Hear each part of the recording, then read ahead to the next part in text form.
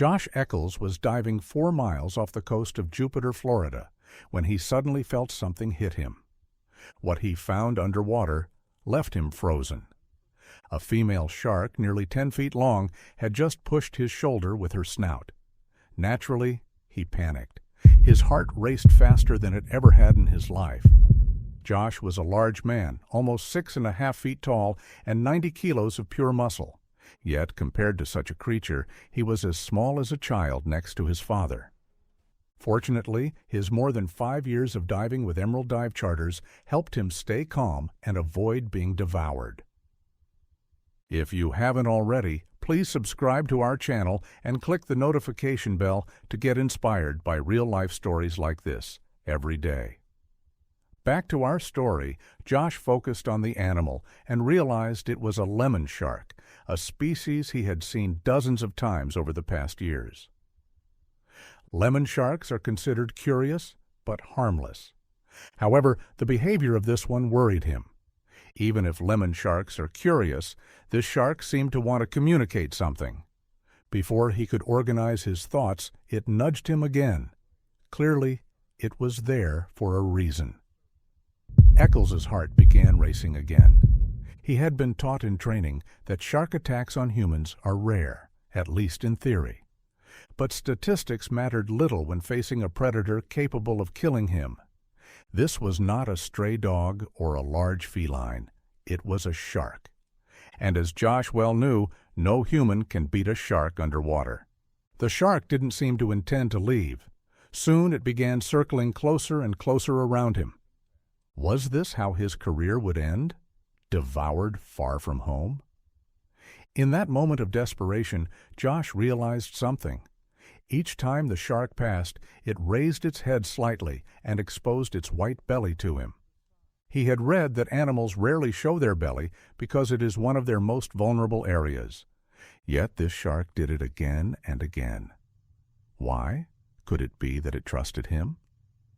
Josh exchanged a glance with his diving partner, who also found the shark's behavior strange.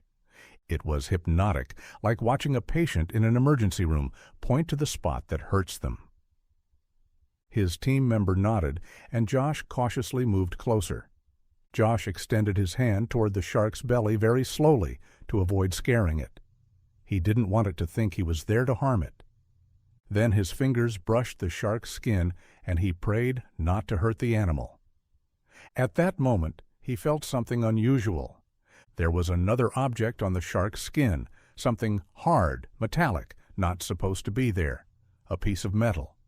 The shark froze instantly, as if it knew it had been understood.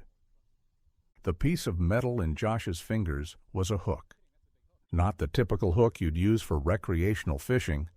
It was an industrial hook, rusty and twisted, embedded deeply in the shark's tissue. The tip barely protruded a few centimeters, making it impossible to judge its true size. Josh felt sick imagining the pain the animal must have been in. He pictured the desperation that drove such an elusive creature to seek human help, and realized the situation was more serious than he thought. Most people would have just felt pity and gone on, but Josh couldn't let the animal suffer. He quickly assessed the situation and considered the options. He wasn't exactly a veterinarian, and he couldn't expect the shark to wait while he went for help. As he debated what to do, the shark nudged him gently again, as if complaining of the pain. That was all Josh needed to act. He took a deep breath through his regulator, hoping it wasn't his last, and grabbed the cold, rusty metal of the hook. He exhaled, then pulled gently. But nothing happened. The hook didn't budge. The shark tensed but stayed in place, as if understanding they were trying to help. Calmer, Josh adjusted his grip and pulled harder. Unfortunately, the metal was fully embedded. Months, maybe even a year, could have passed since the shark swallowed the hook. Stomach acids might have pushed it slowly outward, piercing the stomach and abdominal wall. That explained why it was buried so deeply. But there was no time for hesitation. He readied himself to pull again when the shark moved sharply, forcing him to release the hook to avoid hurting it. The animal swam a few meters and disappeared into the ocean's darkness. Josh's heart raced again. Had the shark been scared? Had the rescue attempt ended before it began? Maybe he had angered it, in which case he was in danger. He looked at his diving partner, who had been filming the interaction with an underwater camera. Neither knew what to do next. The safest option would have been to leave the water, let someone else handle the shark, and move on. But Josh was not that kind of man. He waited. And waited, surrounded by nothing but the silence of the ocean. Fish swam past, and the water remained calm. There were still no signs of the shark. Just when he was about to give up, a shadow emerged behind him, and he came face to face with the injured animal again. This time, however, it behaved differently. It swam directly toward Josh, positioned itself in front of him, and exposed its belly once more. Perhaps the shark knew this would be its last chance to make the pain go away. Or perhaps not. But it was obvious it wanted Josh to try again. Josh felt a profound responsibility. If an animal with millions of years of evolution trusted him, the last thing he could do was disappoint it. He prepared to pull the hook with all his strength when he had perhaps the most dangerous idea of his life, to hold the shark by the head. Even after the shark showed its belly, he still couldn't see the hook clearly. He needed the shark to turn slightly for a better view of the wound. Summoning all his courage, he gently grabbed the shark on both sides of the head. The shark remained completely still, blindly trusting the diver. Filtered sunlight helped him see the problem clearly. The entire metal curve was embedded in its flesh. He placed his free hand on the shark's belly to stabilize himself and grabbed the hook's tip with the other hand. This time, he didn't just pull. He moved it back and forth to loosen the metal. The shark shuddered, but stayed in place. He could feel the tension in the animal, its body ready to bolt at any moment. Because of rust, the metal had fused so deeply with the shark's tissue that it was as much a part of it as any fin. But then the hook began to give millimeter by millimeter. One final firm, decisive pull, and it came out completely. He looked at the hook, a massive tool designed to catch enormous fish, maybe marlins or giant tuna, as large as the palm of his hand. The shark must have swallowed it while feeding on a hooked fish, or perhaps after biting an abandoned bait in the ocean. Josh held the hook in front of his face. He couldn't leave it there and risk another animal suffering the same fate, so he kept it with him. The shark remained still for a moment, relieved that the pain was gone. What happened next surprised both divers. The shark swam directly toward Josh's partner, coming so close to the camera that its snout nearly touched the lens. Its dark, intelligent eyes looked straight at the camera, for reasons still unknown today. It seemed to want to thank not only Eccles, but the other human who had been present. Then, with a powerful flick of its tail, it swam away. Josh watched the animal leave for the last time. He knew he would never see it again, yet he felt immensely happy. He would never forget what he had just experienced.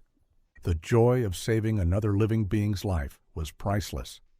His fellow diver patted him on the shoulder, incredulous at the whole situation, and they returned to the boat. As they surfaced, they saw other sharks fading into the distance. The divers climbed aboard, filled their lungs with air, and recounted what had happened. Once the danger had passed, questions began flooding their minds. Why would a shark, a top predator, seek human help? Was it normal? Humans were responsible for the shark's predicament in the first place. It is humankind that puts hooks in the ocean, discards fishing gear that becomes deadly traps, and pollutes the waters. And yet, animals still choose to trust us. They do not understand concepts like good and evil. They think all humans are friends. Josh understood this better than anyone, and he was unwilling to let things continue as they had. He held the heavy hook in his dry palm, letting the sunlight glint off the rusted metal, and began thinking of ways to prevent other sharks from suffering the same fate. Experts estimate 100 million sharks are killed by humans each year. Among them, 73 million are killed specifically for their fins. The remaining 27 million die due to bycatch or are harvested for meat, oil, and cartilage. In comparison, only about 10 people die annually from shark attacks, a ridiculously low number compared to mosquitoes, which kill over 1 million people per year. It was time for this injustice to end. Something had to be done to change society's negative perception of sharks. Josh's companions wanted him to receive proper credit, but he did not see himself as a hero. He simply believed he had done the right thing. Fortunately, the media acknowledged it nonetheless. They spoke about it for days, praising Eccles's bravery. Experts later explained that lemon sharks, though friendly, can exert a bite force of over 300 pounds. Though their teeth are not as large as a great white's, they can still inflict serious injury. With a sudden movement or a moment of panic from the shark, Josh could have met a bitter end. But the diver respected the shark's limits. He did not bother it when it swam away. He only continued removing the hook when the shark allowed him to. That's why neither of them was injured. Time passed, and the rescue went viral. The video spread across social media, accumulating millions of views within days. Comments ranged from disbelief to absolute amazement. Some asked, "How did the shark know to ask for help?" And "Why did it trust the diver?" Another guy said, "This proves animals are far more intelligent than many think." It was crazy. One single video helped thousands see sharks differently. Not as killing machines like in movies, but as noble creatures simply wanting to live without interference. Many divers have encountered them, but only a few are brave enough to touch them. As the video went viral, marine biologists began studying the case to understand the anomaly. It is well known that dolphins and whales may seek human help. However, seeing the same behavior in sharks is extremely rare. Josh might have been one of the first humans to form such a strong bond with a shark. Or maybe not. The very idea kept him awake. He wanted to learn more about his new friend in case he encountered a similar situation again. The next morning, Josh stood on the pier, wondering where the noble animal he had saved might be. He thought he saw a ripple in the water, as if the shark had followed him to shore. But he knew it was unlikely, as sharks typically inhabit deep waters. He attributed it to imagination and his desire to see it safe, and went about his day. Unfortunately, not everyone shared his enthusiasm. Some local fishermen laughed at his story. They said he was making it up for attention. Others looked at him as if he were crazy. For most, a shark was just another predator, not an animal worthy of compassion, let alone friendship. They deserved to be caught and driven to extinction. This frustration drove him to seek answers, eventually leading him to speak with an elderly marine biologist in the area, a man long retired from the field. To Josh's surprise, the old man not only believed him, but swore it wasn't the first time a lemon shark had approached a human for help. He claimed to have had the honor of saving one when he was young. Could this explain why the shark had been so sociable? According to him, lemon sharks have far more advanced cognitive abilities than other sharks. They can learn, remember, and even show individual personalities. Some are bold, others are cautious and shy. And perhaps, he said with a half smile, some might approach a human to ask for help. At that moment, Josh realized that crossing paths with that shark at that precise moment had not been a mere coincidence. It had been destiny, but it had also been his choice. He had chosen to act when others would have looked the other way, and for that he had earned a friend for life. He said goodbye to the old man and took one last look at the ocean. Meanwhile, the rumors of his story continued to spread. Some details were lost in retelling, but the heart of the story remained intact. A diver who risked his life to save a shark. Josh's dream of raising awareness through his video had come true. The incident put ghost fishing in the spotlight, and while it didn't end the problem, it helped thousands understand it wasn't an isolated situation. As he would later learn, tons of fishing gear are lost or discarded in the ocean every year. Nets, lines, and hooks float in the water like hidden traps waiting to strike. This gear continues fishing for years, indiscriminately trapping and killing marine life. The hook in the lemon shark's belly was only one example among millions. For every animal lucky enough to find help, countless others suffer and die silently. This doesn't affect only sharks. It also affects turtles, dolphins, whales, and seabirds. Environmental groups used Josh's story to prevent more animals from meeting the same fate. At the same time, some divers who heard the story followed in Josh's footsteps, hoping for their own encounter with the majestic lemon shark. But soon they were disappointed. Lemon sharks observe from a distance, wisely choosing whom to approach. If a person's intentions aren't pure, or if divers fail to integrate properly with the ocean's calm, local wildlife avoids them. Only those who understand this universal truth can enjoy the privilege of their company. Looks like Josh gets to count himself lucky.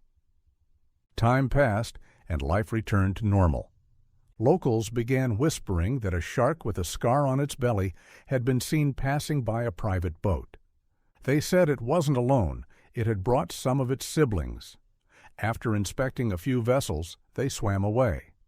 Divers from Emerald Dive Charters never forgot this story and continued sharing it year after year. Local dive guides admitted that the incident had radically changed their perspective on sharks. They stopped seeing them as part of the scenery and began to view them with the same affection they might show a dog.